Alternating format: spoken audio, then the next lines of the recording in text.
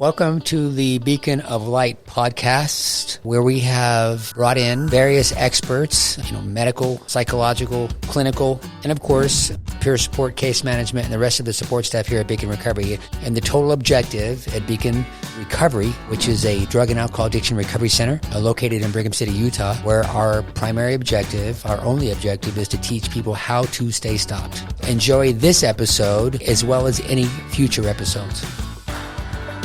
Okay, so now we are another episode of the Beacon of Light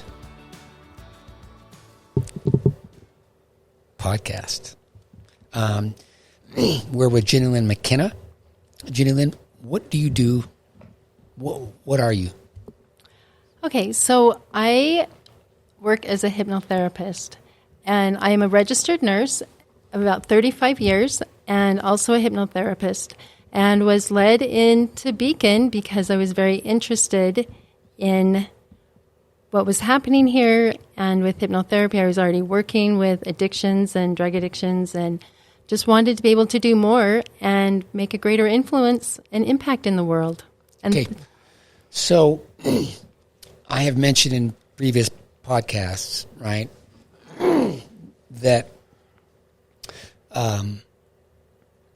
I'm not afraid to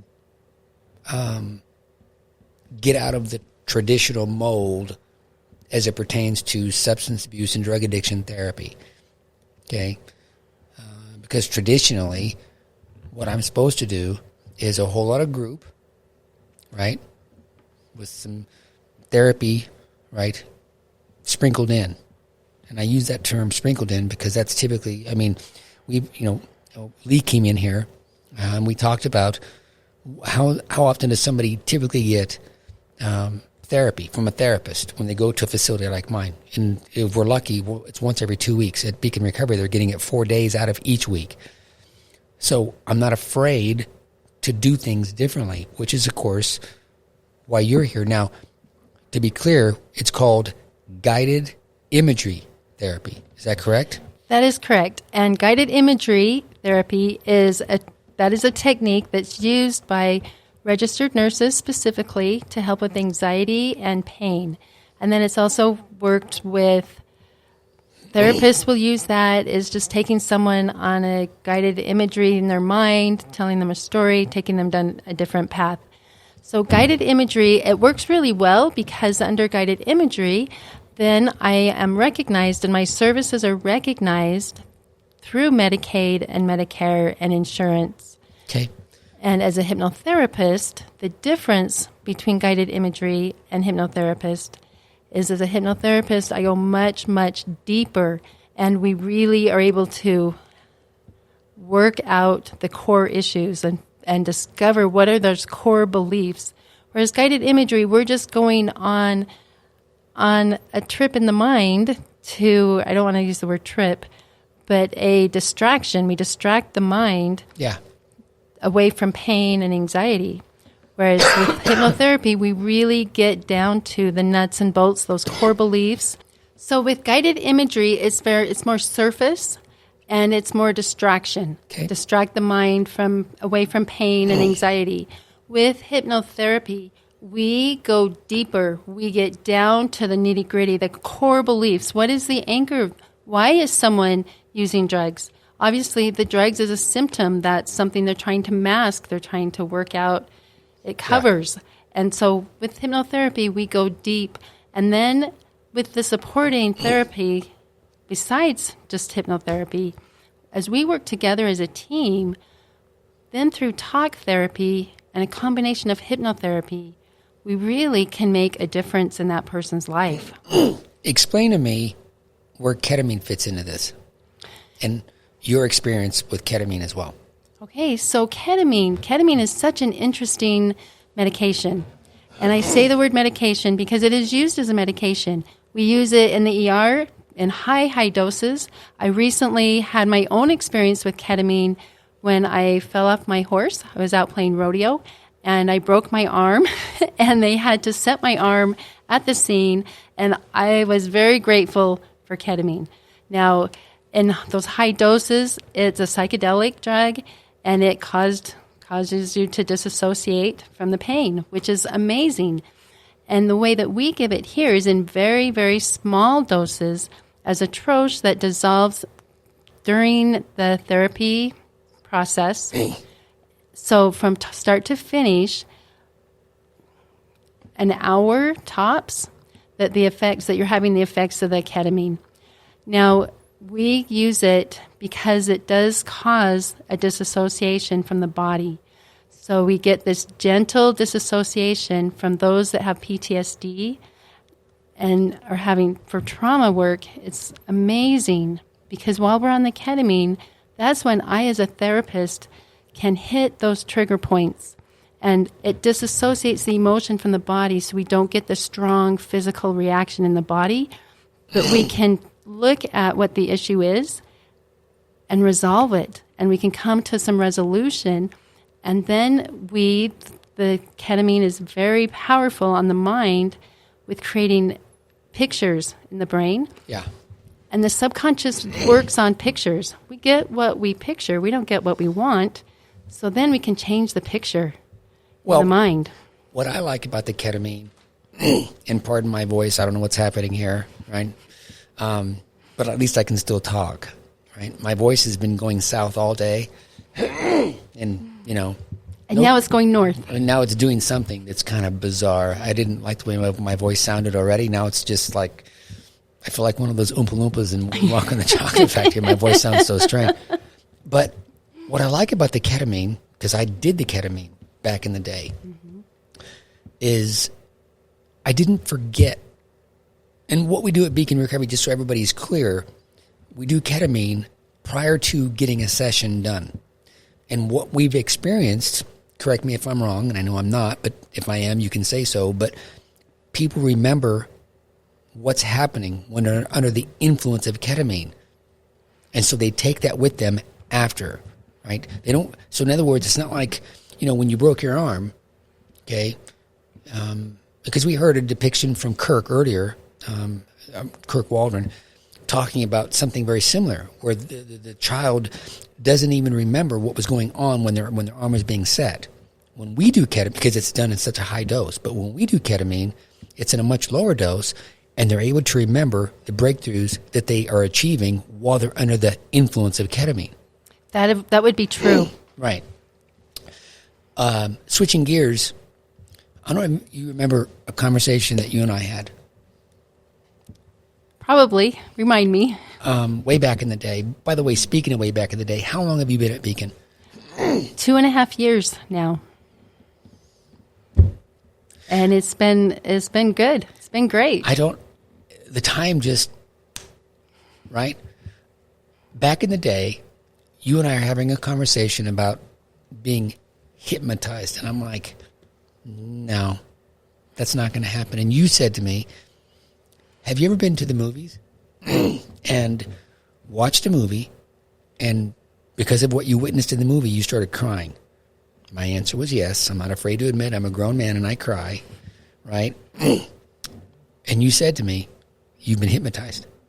And that's right. Then you've been hypnotized. We hypnotize ourselves all the time, every day. Advertisers do it all the time to us. And radio commercials, when we're talking. So hypnosis just means an altered sense of awareness. So when you go to a movie, we call that and refer to it as a waking hypnotic process, because you're watching the movie. It's not real. You know that actor's going to be in a movie the next day. But yet my mind thinks that, oh my gosh, they just died, and my body reacts as if. And that's because the subconscious brain cannot differentiate and tell what is the difference between what is real and what is imagined. Yeah. And we use that to our advantage with hypnotherapy. And it's amazing. So we imagine what we want until it becomes real. Yeah. I remember watching, I'm a John Wayne. I love John Wayne, right? And I like him too. When he did the Cowboys, and Bruce Dern, by the way, Bruce Dern's character, his career took a real nosedive when he killed John Wayne, right, in that movie. But I remember when he killed John Wayne, okay, the reaction I had, right, versus John Wayne with true grit. And at the end of the movie, when he's riding his horse and he's jumping over the fence around the grave, the sheer adulation and just the joy that I had that he did what he did, right?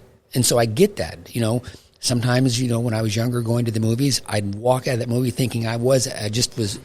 That you were Superman. Yeah, in whatever capacity. And so I think that's... And so what you're doing is you're taking that and those experiences and using that in a much more intimate setting in your cute little office down there with all your fun lights and all the other things you're doing. But you're also using... we just bought you a set of sound bowls that we're going to take a look at. Explain to me how that works. The sound bowls. So sound bowls work with frequency and frequency healing. And how it works, the sound bowls will match the frequency of the brain, the emotions, and you go into a meditative state while you're listening to the sound bowls. And I love working with sound bowls, and I have to say very little. We set an intention before the session of how you want to feel, what you want to resolve. And then I just put you into a very relaxed state. You're listening to the sound bowls. You go into your own self-hypnosis. And then the sound bowls do their work. And you wake up feeling great. And you resolve your own issues that way. It's really a form of using self-hypnosis and self-meditation to solve your own problems. Why are you here? So I am here at Beecon really because... Not only is it a passion of mine to assist people and help them heal. That's why I'm a nurse. That's why I've been a nurse for 35 years. But here at Beecon, I feel like it's more of a calling. When I come to work, I love what I do. And so when I go home at work after a long day, sometimes I put in 10-hour days. And that's a lot when you're seeing clients and you're hypnotizing. I mean, that's a lot. And emotionally, it can be a lot. But I always know it's been a great day because I'll go home and I'm not tired. I feel energized, actually, as I watch the transformation occur in others. Yeah. And very humbled that I'm able to use my voice and my words to facilitate that change. The change. And I've said this, I'm not a young whippersnapper anymore. I'm not a young man.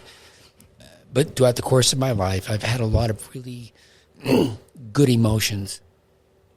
Things that have made me feel good. There is nothing that I've experienced in my life than being a part of somebody's journey where they have realized or they've remembered because that's all this is. It's just teaching you to remember who you are. But we put up these walls, right? For whatever reason. And these people are using drugs as their coping mechanism. And I've said this before, drugs aren't the problem, they're the answer. And that's the problem. And, what we get to do is teach them his way. Yes. Right? And what he teaches and what he is, in one word, is love. Okay? Right? And these people have gotten their walls repeatedly. And sometimes these walls are really, really thick. Right? These barriers to get to their heart. Right? And what we do is we pierce these walls. Right? With various modalities, not the least of which is what you are doing down in your little corner of Beecon Recovery. And as a facility owner, I'm not opposed, right? Because you've come to me. You got one of them gizmos down there, right? Yep. And you said, Tony, I want to do this. Now, what I'm supposed to say is, because that's what is being said elsewhere, I believe, I'm not familiar with that. And so since I'm not familiar with that, I'm not going to authorize you to bring it into this facility. But what I'm saying to you is, yeah, because there's lots I don't know. I don't know what I don't know, right? I'm not opposed right? And the purpose of these podcasts, if somebody can hear this, it's in my position, hey, you know what? Don't be afraid to bring ketamine into your facility. Don't be afraid to take a look at neurofeedback. You know, typically in this industry, especially in the outpatient realm, what I will do, because I'm over here in my corner of the sandbox, these are my toys, right? You cannot play with my toys. These are my toys. Guilty as charged. I've been a part of that mentality. That has switched, and I flipped it up completely upside down, and I will have no problem, and I don't have any problem sharing my toys, right? And so if somebody can hear this and they want to introduce in their facility hypnotherapy or guided imagery therapy, the person that's doing it has to be an RN? They have to be an RN, and that is a stipulation made by our requirements by Medicaid and Medicare. So they have to be an RN and be familiar with mental health. Not every RN can step into this position, just like not every RN is equipped to be an ICU nurse. Not every RN is equipped to be a hypnotherapist and a nurse. Okay.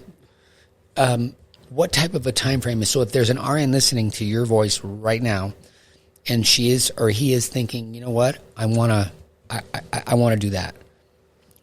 What are we looking at in reference to a time frame?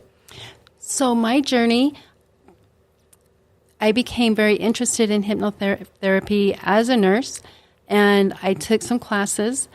I took one class, and then I became certified. So it is a 4-month, depends on who you are doing your certification with. I went through the National Guild of Hypnotherapy. Okay. They are international. They are very well known, and that is why I chose to go with the National Guild. They still continue to give me great support in the hypnotherapy realm. We have conventions twice a year. I'm always learning. Okay. But it was very easy. So for I think it cost me about $2,500 back in the day. That was about 12 years ago. It's not much more than that, and it depends on who you are going to go through for certification.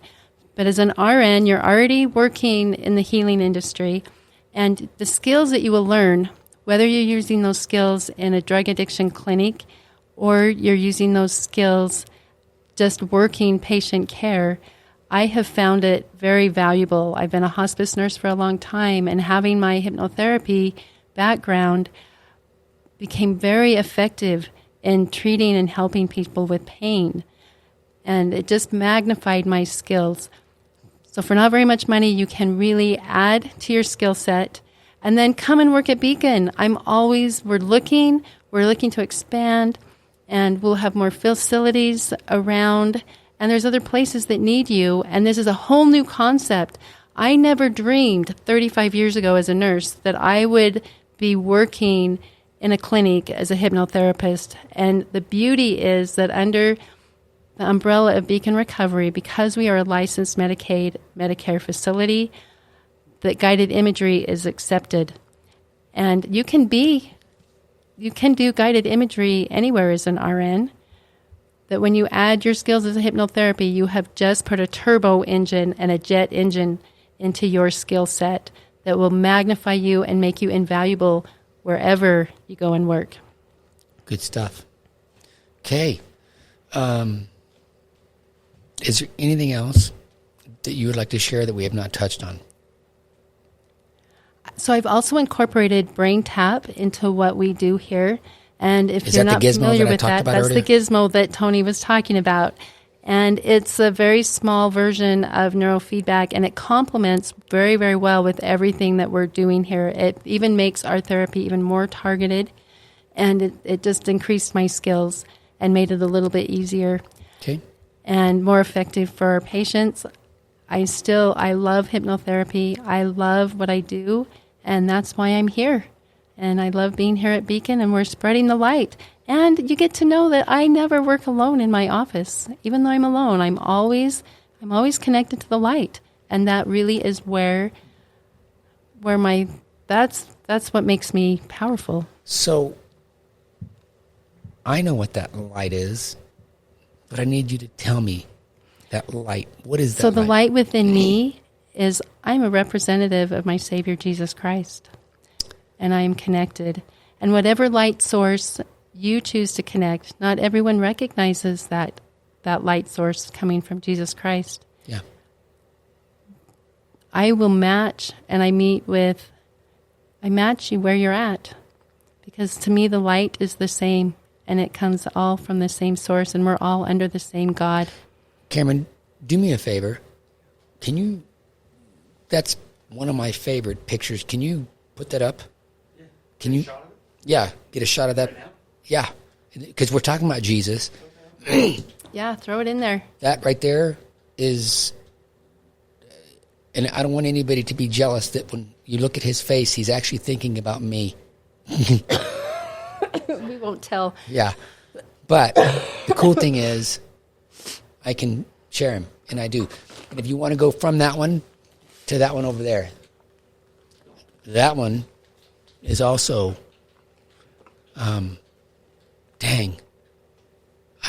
that one is, and that's why I put these up, so I can get a reminder of who that light comes from, because he's the one.